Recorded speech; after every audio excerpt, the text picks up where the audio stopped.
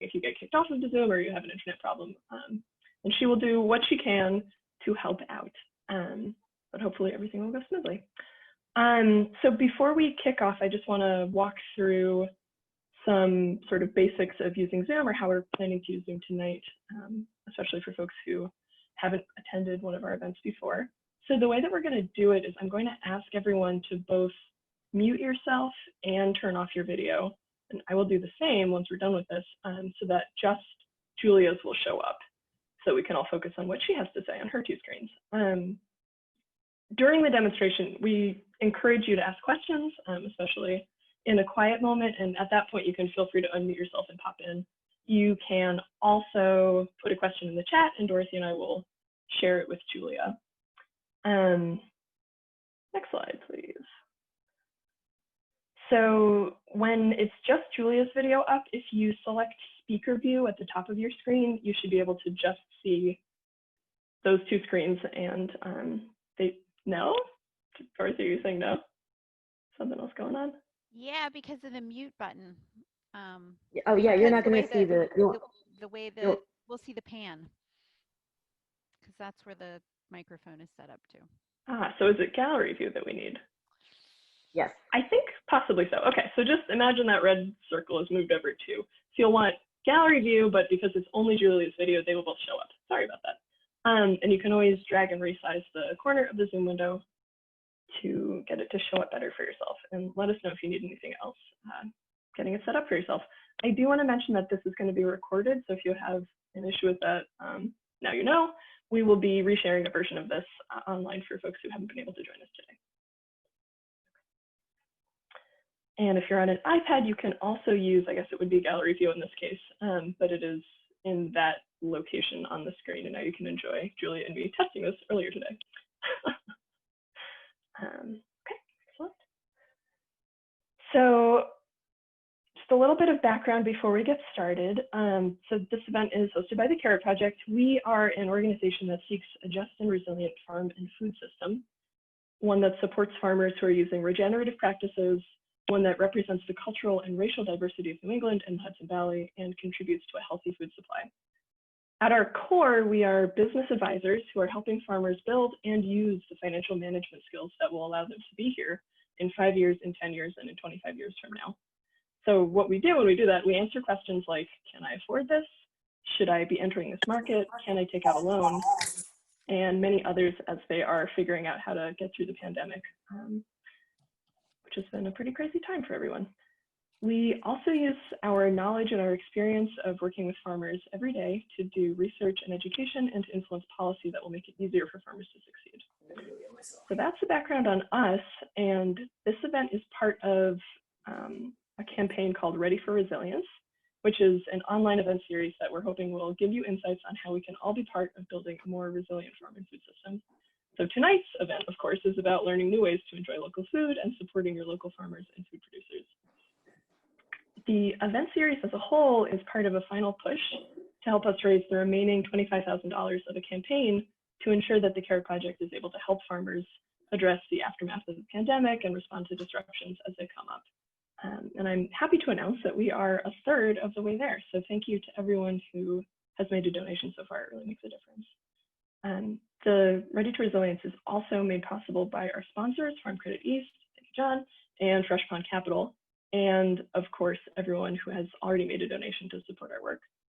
If you haven't been able to, I hope that you can help by making a donation today, and we will share some links at the end of the presentation to get you there if you're interested in donating. So does anyone have any questions before we get going here? Okay, well, feel free to pop in the chat with anything that you need. Also turn the video off. Okay, so we are going to get started with Julia. Let me introduce our fabulous guest today. Julia Shanks received her professional training as a chef at the California Culinary Academy in San Francisco. After more than a decade of professional cooking, she earned her MBA, taught graduate and undergraduate accounting, and now for many years has helped small companies, including many Carrot clients, create business plans to get the financing they need for growth. She sits on the advisory board of the organization's Future Chefs and Mass Farmers Markets, and she is also the senior business advisor for the Carrot Project. So we're very glad to have her today. Julia is also a published author. Her first book, which is The Farmers Market Cookbook, The Ultimate Guide to Enjoying Fresh Local Seasonal Produce, which you can see on the screen, was co-authored with Brett Grosgall and cited as a reference in Michelle Obama's American Grown, which is very exciting. It highlights the joys of local produce. And it's beautifully illustrated, by the way. Is that so? Yes. Let's see, can you see that? Beautiful illustrations by Jenny, who is an accomplished artist. Sorry, you weren't going to say anything. I was not, but it is true. I did also illustrate this book. Thank you. It is a fabulous cookbook, and that is what Julia is cooking out of tonight. So something that we haven't mentioned yet is that everyone who has registered for tonight's event is entered in a drawing to win a copy of the cookbook, and we will be announcing a winner of that drawing after the demonstration. So stay tuned. Everyone who donated as a part of this campaign is also entered in the rest of the drawing that we're doing for all sorts of nice things from our clients, including a cheese basket from Balfour Farm in Maine, a set of caramels from Fat Toad Farm in Vermont, and a bunch of other stuff. And there's more information about that. And thank you to those who have already donated and are already entered in the drawing. So just before we get started, the email that you received with the Zoom link this morning has the recipes that Julia will be demonstrating this evening. And I'm also going to put those in the chat if you want to pull those up. But you don't have to, they're just here for your reference. So I think that's it from me. I will turn it over to Julia and her sous chef, John. And once again, feel free to ask questions while Julia is cooking or type them in the chat and we will share them with Julia. So take it away. Awesome, thank you. Well, I'm excited to be here, and I'm actually really excited and a little nervous to be cooking for you guys because I haven't done a cooking demo like this in a while, but it's fun. And actually, as it turns out, on Saturday, I was in Plymouth and I happened by a client's farm stand, and my client was actually selling produce from my other client. So as it worked out, we've got produce, we've got broccoli and cauliflower and zucchini and mushrooms and onions and shiitake from farmers that we've worked with on the South Shore, and the chicken we have came from a North Shore farm. So it's actually amazing, the colorful, do you guys see this? The colorful diversity of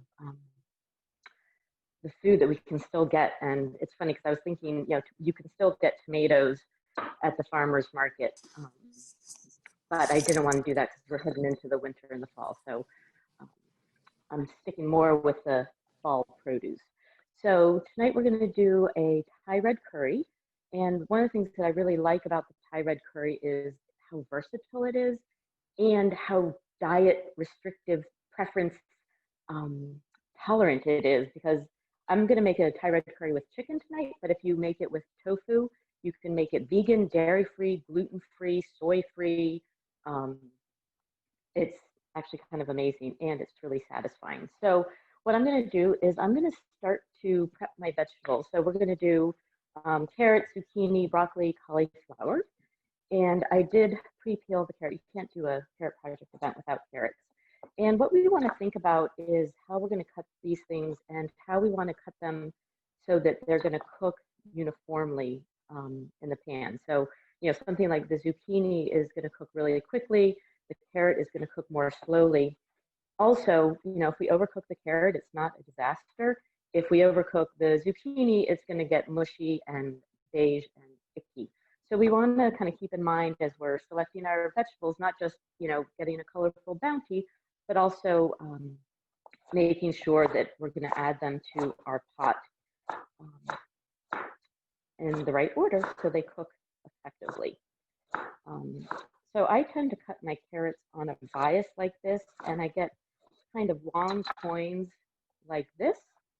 Can you guys see that okay?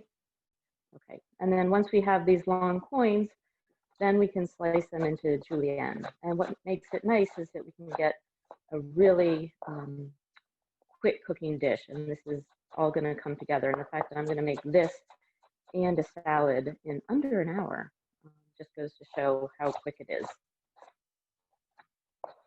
So what farmers markets are you guys shopping at? Are you still seeing carrots and whatnot at your farmers market? It's kind of funny. I can't ask you guys questions and see if you can hear me. One of the nice things about carrots also is that they're great storage vegetables, so you can stock up on them now and hold on to them in your refrigerator or your pantry. So we have our carrots. Julia? Yeah.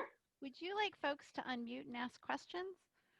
Oh, yeah, totally. Okay. Totally. So folks, just feel free to unmute yourself and ask questions. And once you've asked your question, remute yourself, please. Thanks. So the shiitake mushrooms, we're seeing a lot of them in New England now. People are growing them in controlled climates. And actually, we had a client at the CARE project a few years ago in Newburyport who was growing them in a warehouse. And we have another client in Western Mass. They're growing shiitake, oyster mushrooms, not portobellos, king oysters as well. So the stalks of the shiitakes are actually quite tough and not particularly edible, but they have really good flavor. So if you're saving scraps for a stalk, the mushroom stems would be a really nice addition to a stalk. And for the mushrooms, I want to keep them pretty large. I'm going to just cut them into quarters rather than slices with the carrots. They're going to keep a nice texture. I don't have to worry about them cooking all the way through. You know, mushrooms you can actually eat a little bit on the raw side, so I like to keep them a little bit larger so that they stay nice meaty flavor, nice meaty sizes. For the broccoli, obviously, you know, the florets are the nice part, and if you kind of, wow, I probably should have done that a little bit more slowly. But you can sort of cut around the broccoli and it's just going to separate pretty quickly from the root. And the root part is actually also really edible and tasty and sweet. So if you wanted to use the florets here, you can certainly do the florets. You can save the stalk if you're going to make like a broccoli slaw. You can also peel it. You can totally eat it, but the outside is a little bit fibrous. So I take a paring knife and I'll just peel it off, and you can see it just comes right off the outer stalk. And then you're left with the tender interior,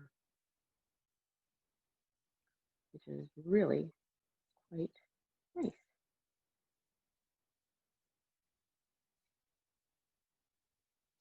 So then you can slice this as well if you want.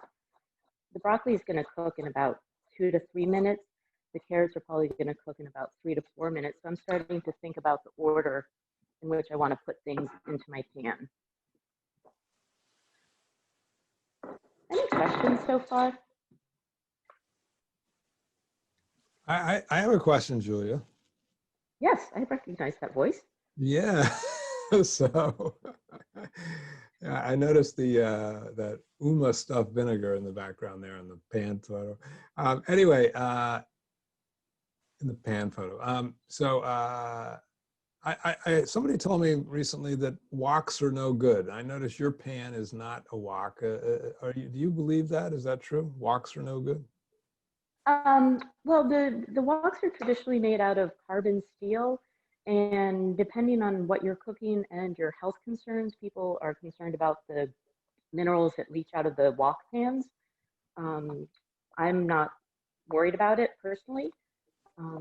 I've been reading about the wok hay. Have you heard about wok hay?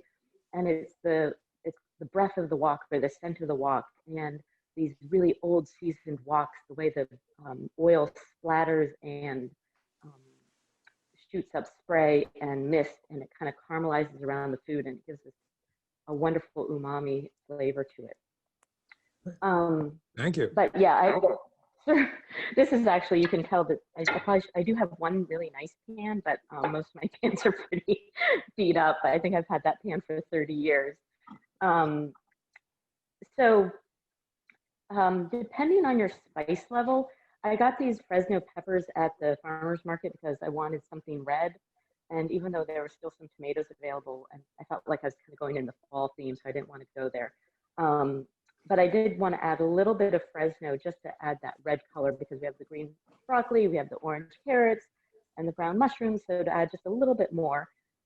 Depending on your heat tolerance, though, you may want to be careful. So I don't want to cut it just yet, but inside, attached to the stem, is where all the seeds are.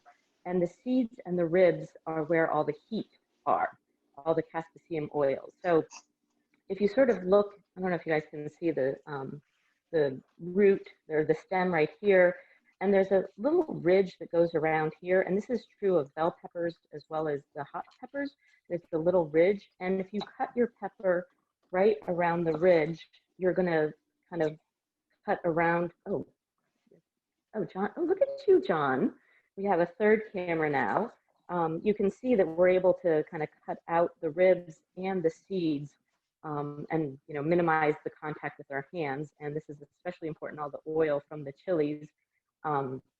If you wear contact lenses, you want to be super duper careful about working with chilies. And when you change your contacts, you may want to take them out before.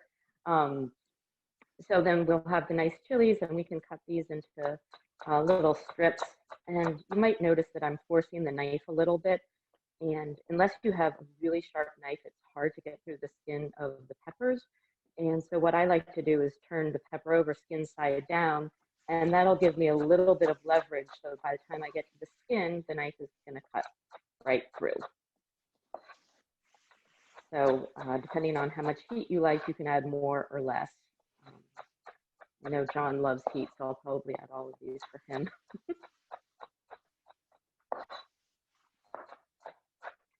Can you guys see John's camera as well, sort of zooming in on the hands? It's beautiful. Great. Julia, do you have any tips about removing the pepper spice if you do get it on your hands? Baking soda and water is a really good neutralizer. That said, I would probably wait before I touch my eyes anyways. And then finally, I'm going to cut up an onion, and you guys can watch me cry because I cry with onions. But I'm going to just try to do it as quick as possible. And the way I cut up an onion is I cut the root end and the stem end off, and then I cut it in half. And once you cut it in half, you can have something to grab onto. It's a lot easier to sort of grab the skin and peel it off. If you try to peel it when it's whole, it's a lot more difficult.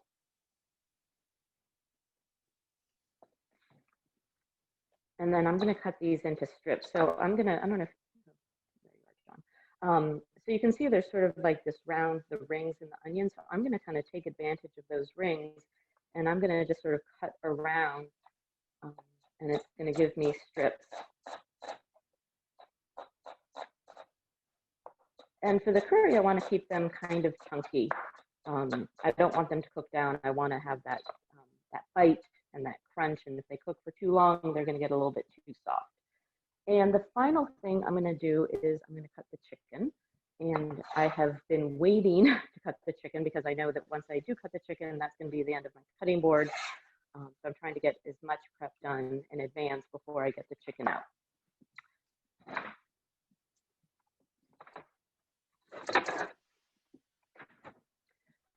So it's interesting, you know, the chicken that we get that's at the farmer's market from the, I got this from Grant Family Farm there in Essex, and I actually got a whole chicken. And if you guys want to see a video of how I butchered the chicken, you can go to my Instagram page. But what's interesting about the pasture-raised chicken is how lean it is. So you really want to be careful that you don't overcook this chicken because it's so lean, it's going to dry out really quickly. That said, it's also really flavorful. So I'm going to cut the chicken into chunks, a little bit bigger than bite size, but I'm going to do this just because it's going to make everything cook a little bit quicker, and it's going to be easier to eat with just a fork rather than needing a fork and a knife. And this is all going to come together really quickly.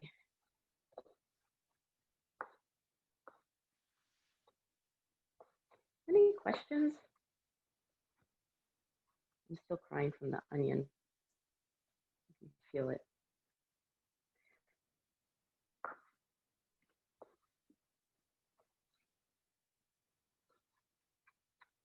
All right. We have our chicken cut up. And I'm going to, you guys should ask questions while I go wash my hands and get rid of this cutting board. So, do we have any like music to play? All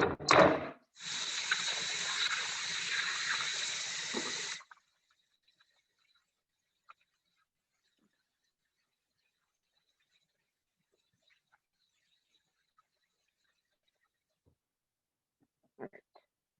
We have clean hands. I'm going to serve the, oh, thank you. Very good.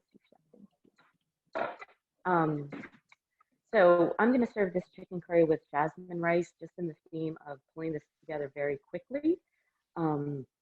Jasmine rice cooks in like 10 minutes or 15 minutes, so I tend to go to it very often just because it cooks very quickly. And Julia? It's very easy. Yeah.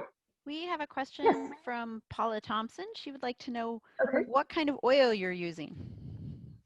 Well, so far I haven't used any oil, and actually I'll get to that in a minute. Traditionally, if you're in Thailand and cooking a Thai red curry, they're going to use coconut oil, and you can actually get the coconut oil from the coconut milk. But I'm just going to probably use a little bit of regular canola oil. So I've got a cup of rice here. Oh, so good. And I'm going to add a cup of rice and a cup of water and a pinch of salt. A Julia pinch. I think it's really important to season everything as you go along. You know, sometimes people are like, oh, well, the curry is really salty. I don't need salt here. But if you oversalt one thing and undersalt something else, you're going to taste the undersalted bit and the oversalted bit. So it's better to just try to season everything as you go along. So I'm going to let this come to a boil. And I'm going to switch this over. So this is the pan that we're going to use for our curry. And the curry, it's actually really some straightforward staple ingredients. You can get, my favorite brand of curry paste is Nesri. I don't even know how to say it. I just see the label. I recognize the label. And that's the curry paste I use. And I like the Choco coconut milk. If you go to Whole Foods or your regular grocery store, you can find other coconut milks. You want to be careful that you're getting unsweetened coconut milk as opposed to like the Coco Lopez that you use for pina coladas. The Coco Lopez is so sweet and it's a little bit overwhelming. So it's better to just stick with the unsweetened coconut milk. And as an aside, if you're making pina coladas, I mean, not that I'm making a pina colada tonight, but if you were to make a pina colada tonight, I'd like to use the unsweetened coconut milk, fresh coconut, or fresh pineapple, ice, and a little bit of sugar, and it's a totally refreshing pina colada that doesn't have all the chemicals that the Coco Lopez has, and it has the extra nutritional value from whole pineapple. Totally not local. You don't grow pineapples here, but it's still very good. All right, so my rice is just about coming to a boil. My pan is hot. And what I'm going to do is I want to start layering the flavors into, I'm going to start to layer the flavors into the pan. So I'm going to start with the chicken, and then I'm going to take the chicken out. I'm going to cook a little bit of the curry paste just to sort of aromatize. And will you keep an eye on the, will you let me know when the rice boils? Okay. So we have a lot of chicken here, and I talked earlier about wanting to season everything as you go along. And even though the chicken is going to cook in a very seasoned broth, I still want to season the chicken on its own. So I'm just going to add a little bit of salt. I swear that was just a little bit, and I'm just going to kind of get it around. And this is just going to ensure that the chicken itself is going to be well seasoned. Okay, great. All right, I got my chicken hand, and I'm going to stir the rice real quick. And I am going to cover it and turn it on to low. Turn it on to the super duper low. All right, and I'm going to wash my hands. Stand by.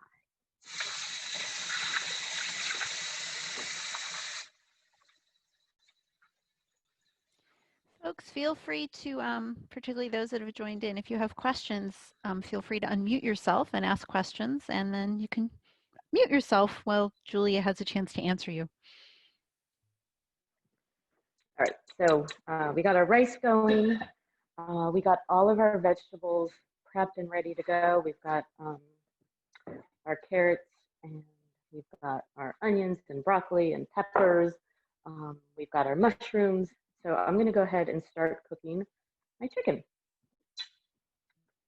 So like I said, if we were in Thailand, we would take our coconut milk and we would take the layer on top of the coconut milk, the thick fatty part, and we would add that and let it separate. But I'm not going to do that. I'm going to just take the easy route.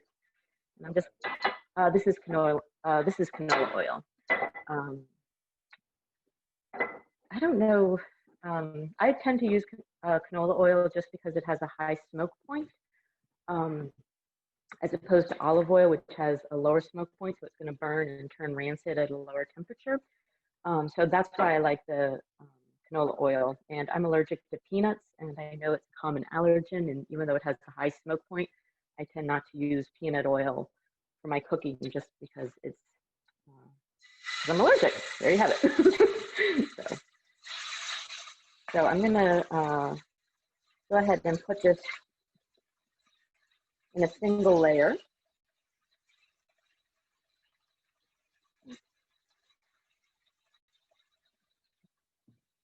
Julia, earlier you said something about unami. Can you say what that is? Umami? Yes. Umami is that fifth taste.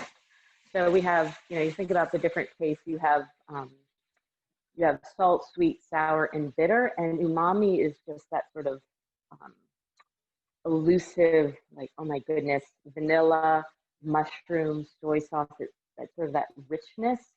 So mushrooms give an umami flavor. And sometimes, if you're cooking a dish and it's a little bit flat, it just needs a little, it doesn't need salt, it just needs some brightness. So that's the umami that just kind of gives the depth of flavor.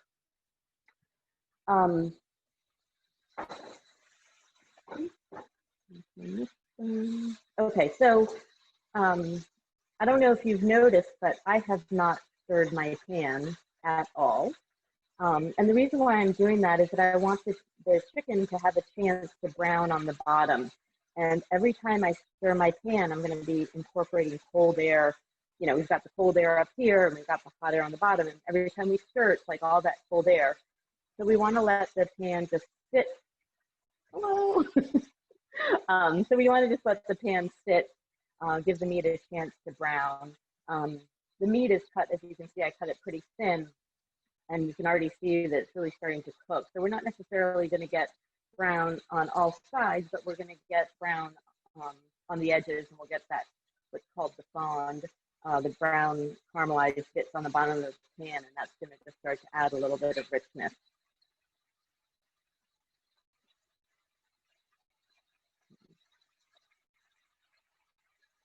So you can already start to see the little bits of the brown. So I'm just going to let that sit. Julia, do you notice big differences with using fresh chicken from a local farm versus processed chicken?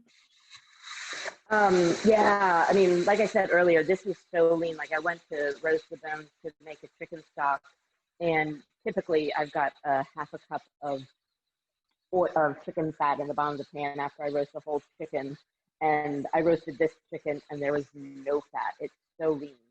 And, because the meat is running around, it has the chance to work its muscles.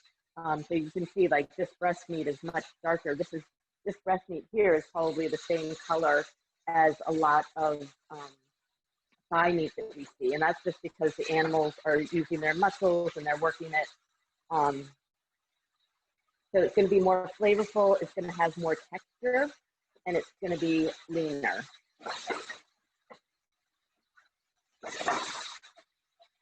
All right, so you can see the little brown bits. And I'm going to take this out. Julia, when you get a chance, can you tell us again where you got your chicken and vegetables from? Yeah, so this chicken came from Grant Family Farm. They're based up in Essex, and they're at the farmers markets at the North Shore. It's in Salem and in Swampscott.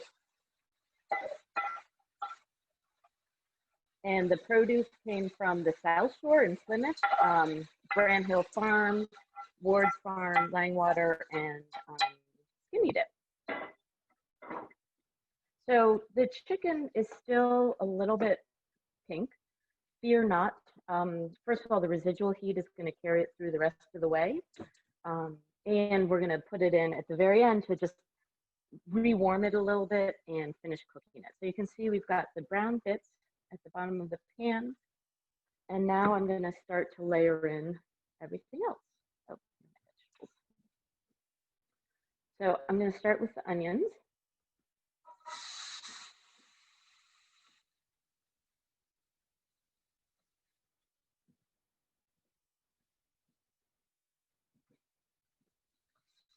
I'm going to add my carrots. So that's a lot of carrots. So this is really, cooking by feel, and it's also a really difficult recipe to mess up. This is why I like it. And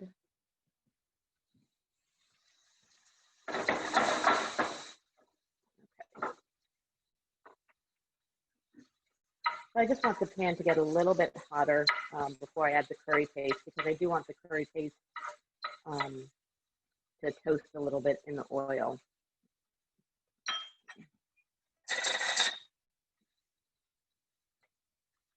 So I took a cooking class in Thailand, and I remember we were making we all had our own little burners, and everybody was cooking their individual dishes. And the instructor was like, well, we'll put in 21 chilies for our recipe, and we'll give you only 7 chilies for your single serving. Needless to say, 7 chilies for me was fire breathing. And likewise, the recipe, the can will say, add, this recipe on the can says add this full can to a can of coconut milk. So depending on your taste, that may be a little bit too spicy for you. For me, a tablespoon or 2 is good. So that's getting aromatic. I'm going to add my coconut milk, and that's going to deglaze.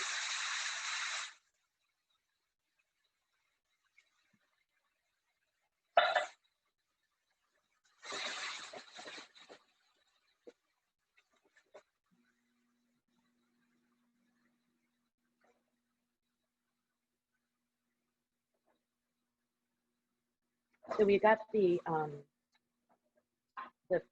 glaze of the chicken juices that stuck to the bottom, and we've got the onions, and we've got the curry paste. I'm going to go ahead and add my mushrooms. Julia, does it matter how hot the pan is or how hot the burner is, like high or low? Yes and no. I mean, it doesn't matter if this cooks at a high heat or at a low heat, but one thing to consider, you can see how quickly this is burning, or not burning, but boiling.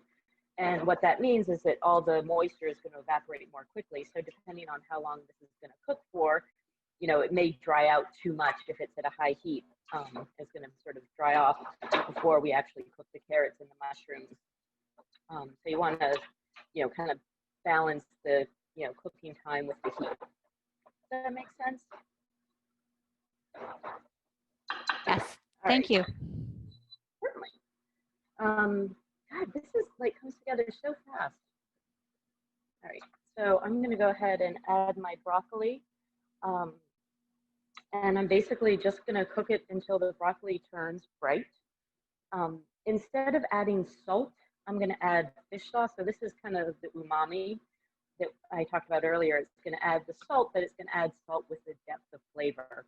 And if you're vegetarian and don't want to use fish sauce, I would say just use salt. I know that there's an inclination, oh, it's Asian, I'm going to use soy sauce in place of fish sauce. But the soy sauce just has a different flavor to it, different flavor profile. So it's really going to kind of change the nature. So I'm just going to cook this for just another minute more. Might you substitute oyster sauce?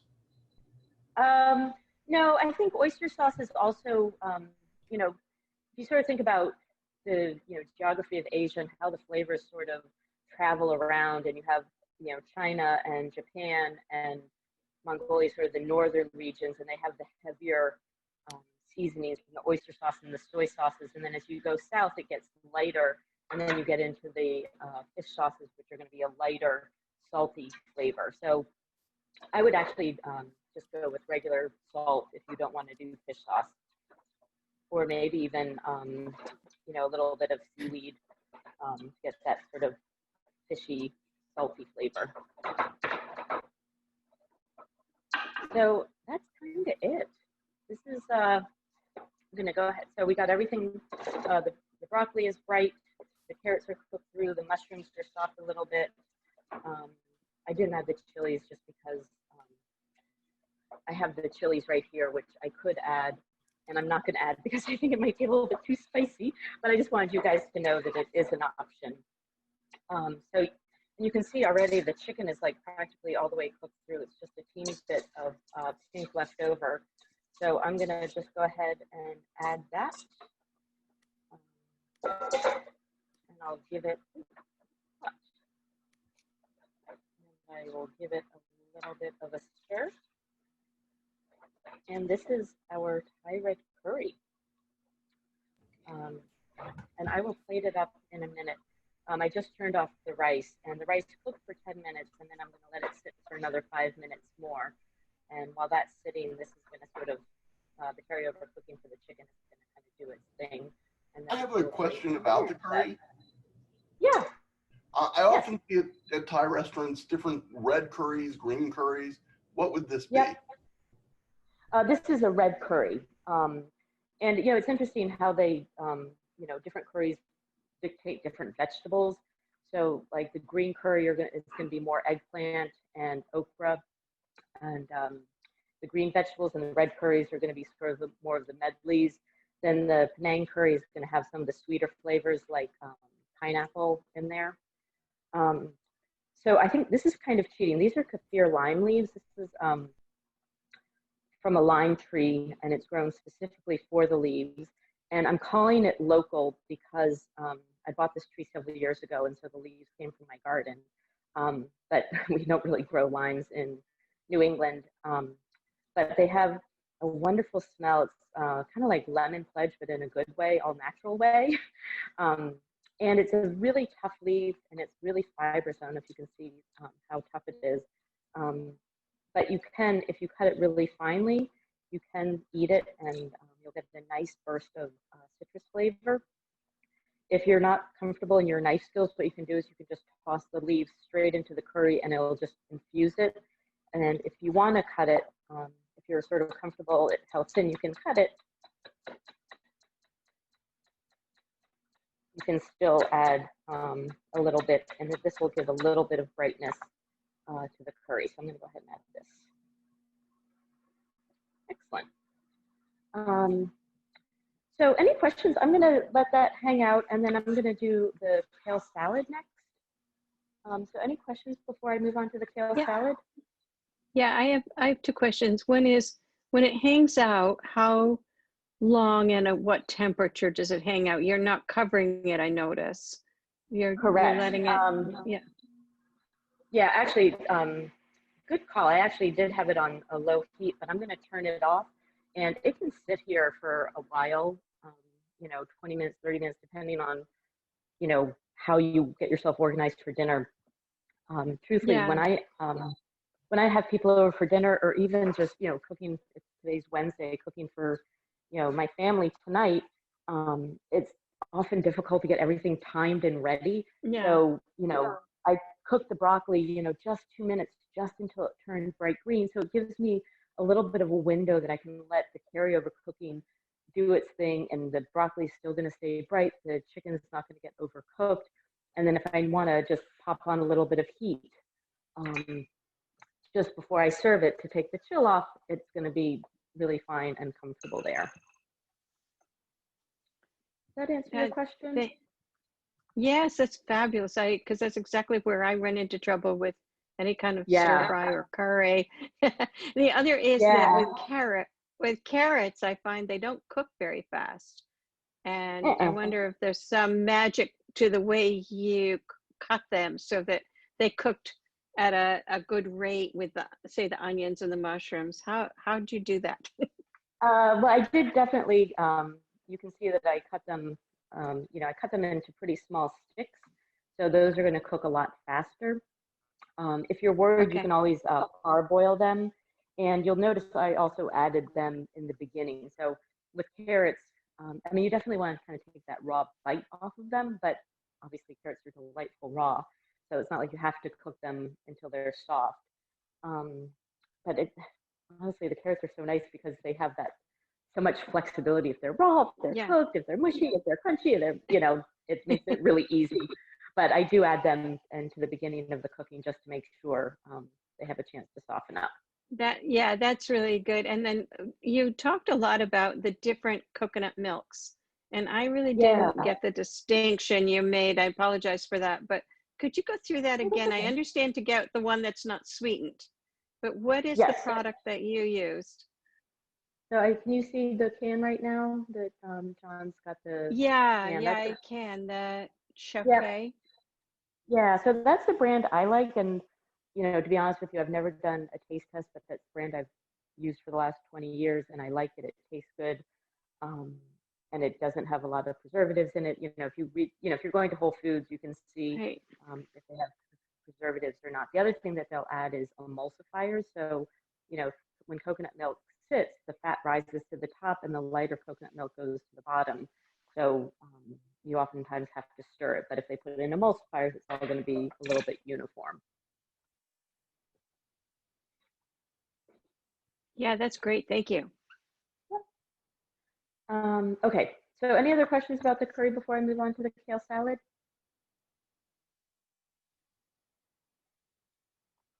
Okay, so I love this kale salad. Again, this is another one of those really versatile dishes that comes together easily, and it holds well because, if you make a regular lettuce salad, once you dress it, it starts to wilt. So with kale salad, you can dress it, let it sit for 2 hours, and it's actually even better. So I'm going to start with the dressing, and it's a simple dressing. It's lemons, oil, and soy sauce. So it's a little bit, this is a tough lemon.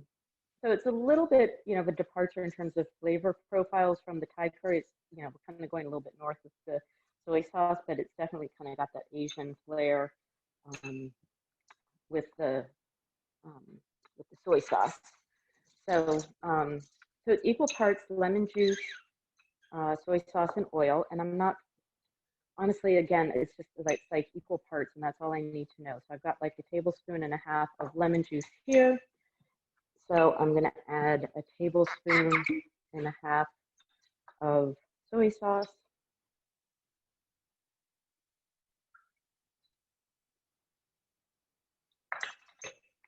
And 1.5 tablespoons of olive oil. So when the pandemic hit, Restaurant Depot was giving away free memberships, and Restaurant Depot is like the Costco, but for restaurants.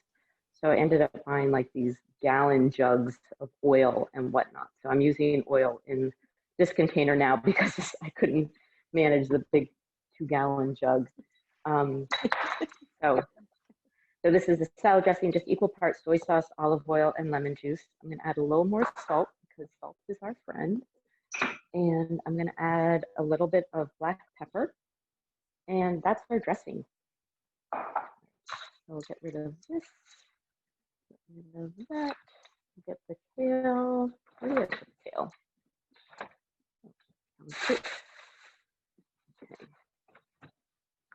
So I heard, I don't know if this is true, but if you're eating kale raw, you tend to want to have it more fresh than, you know, like if you have week-old kale, it's totally fine. It's not bad. It's totally healthy, but it's not going to be as tender. That's what I heard. I don't know. I've never taste tested.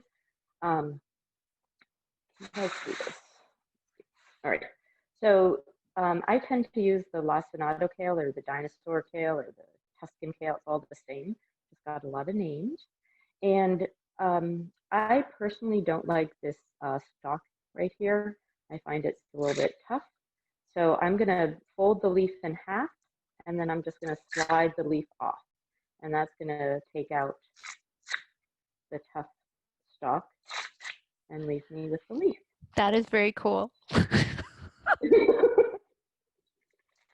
It's so funny. Like the first time I started making this salad, I would like fold it in half and I'd cut the stalk out, and it's a very slow process to do it that way. And Can you do that with any kind of kale? Because that's what I do. I fold it in half and I cut the stem out. Can I just fold it out like that? Totally. And Wow. yeah, I mean, the nice thing about kale is that kale is so hardy that it's not like you're going to bruise it. You know, when you think about kale salad, you want to kind of bruise it anyway. So, yeah. You have just revolutionized my kale cooking. Thank you. Oh, good. I'm glad I could help.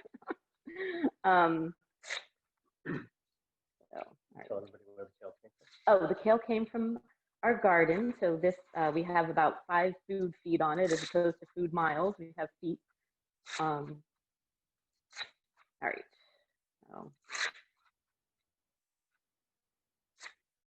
All right, so now we have all our kale. We have it just sort of piled up, and I'm gonna just kind of roll it up just as best as I can. Again, you know, kale is hardy, so it can handle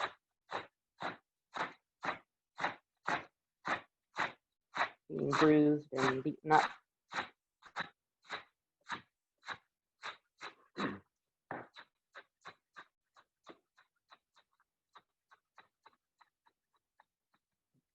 One this way. All right, so we got our kale salad. It's all chopped and ready to go.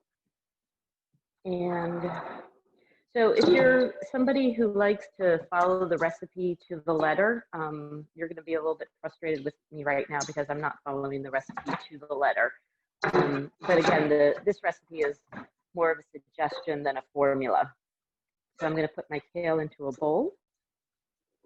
And the recipe calls for red onions, but I don't have red onions. I have white onions. I'm going to put in some white onions in here.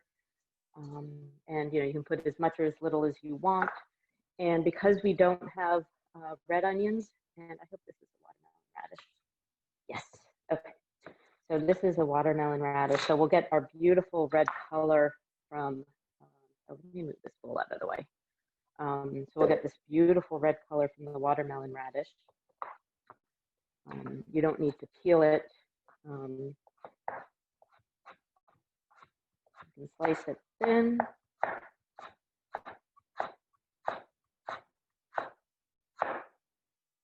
And then I always eat the end so that I don't have to worry about slicing it too thin.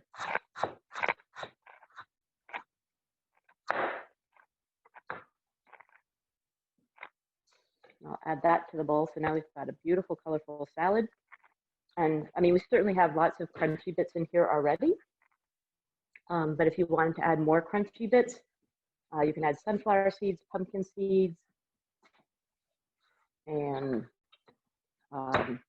roasted sesame seeds. So I think I make a suggestion of quantities in the recipe in the cookbook, but I'm just winging it here. And then I'll add my pumpkin seeds.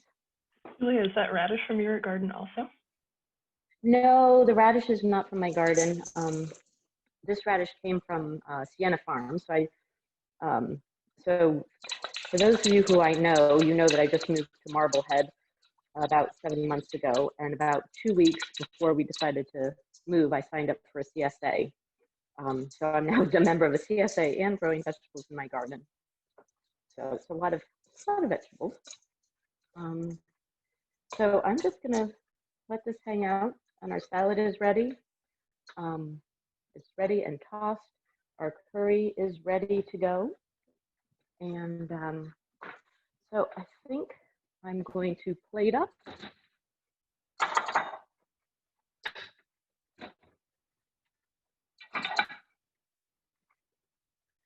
So I'm going to show you a little trick. Certainly you don't have to do this fancy, but I'm going to give you the option. Can I have a fork?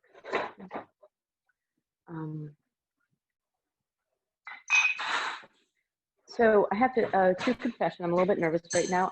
As you know, I've been cooking a long time. I can cook a lot of things. Rice is my nemesis.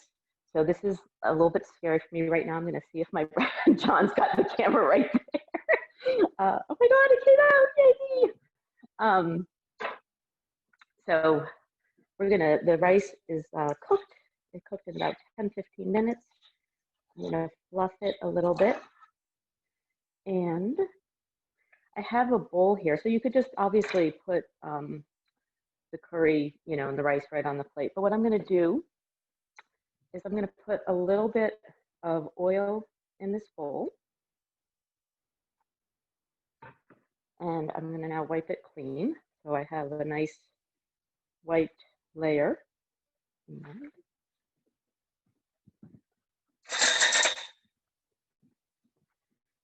I'm gonna take my rice and I'm gonna put it in my bowl and I'm gonna pack it in here. And then I'm gonna put the plate on top of it and I'm gonna flip it over. And now we have a nice mound of rice. And I'm gonna take my chicken curry, which is actually still really hot. I don't know if you can see the steam coming out of it. And I'm gonna serve that on the side of the rice. Make sure we can get all the colors of the vegetables. Get the broccoli shining through. And all right, so we're not done yet.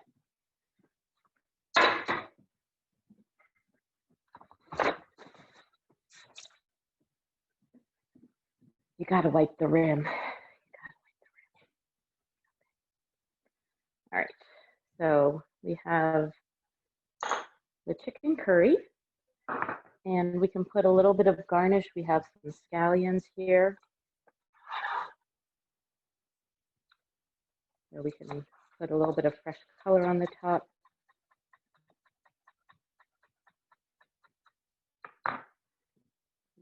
Scallion on top. I have the last little bits of Thai basil from the garden, and the Thai basil is a little bit more of a licorice flavor than the Italian basil, but the Italian basil is actually looking much better than my Thai basil. The last few chilly nights have not been good for us.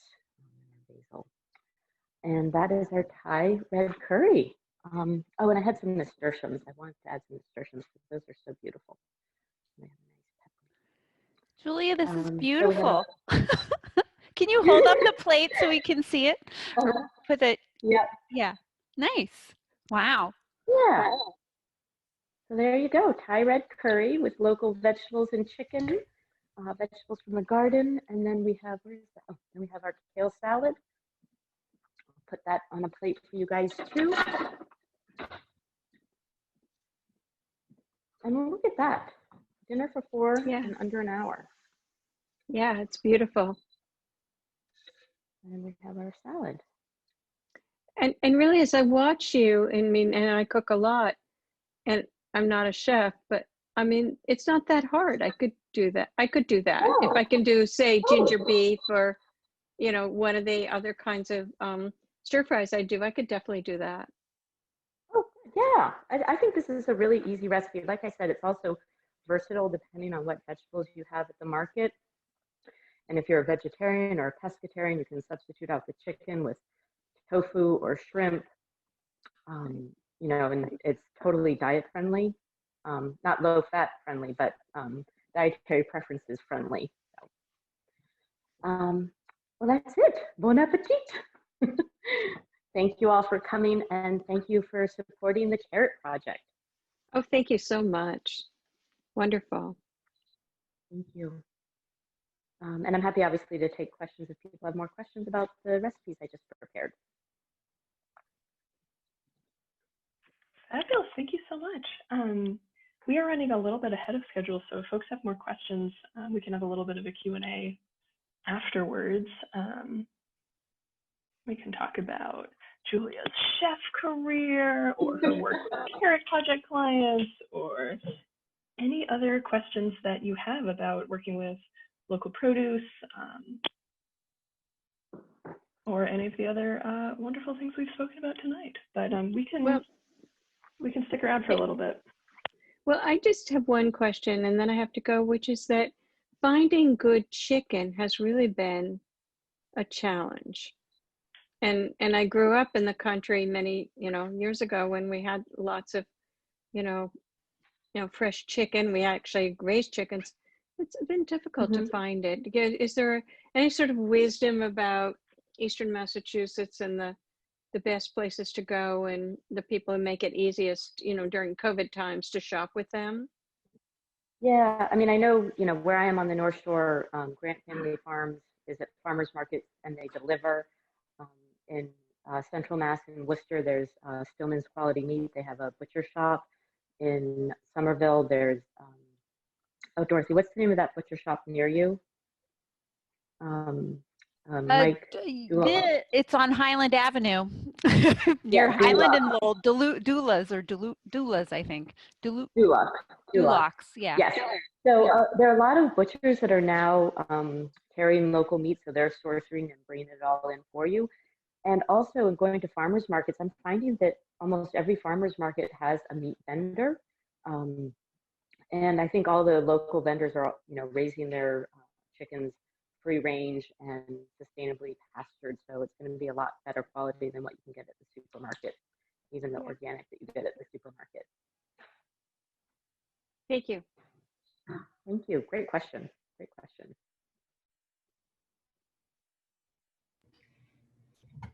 Well, Julia, I just wanted to say hi. We haven't seen each other in about 35 years. And I know. I saw your name and I'm like, could that possibly be? It is I. Awesome. I'm so glad you're here. Thank you for coming. Yeah, it was an amazing demonstration. Looks delicious. And I will definitely have to try the recipe. Awesome. Thank you. Yeah, it's good seeing you. You too. Take care. Bye.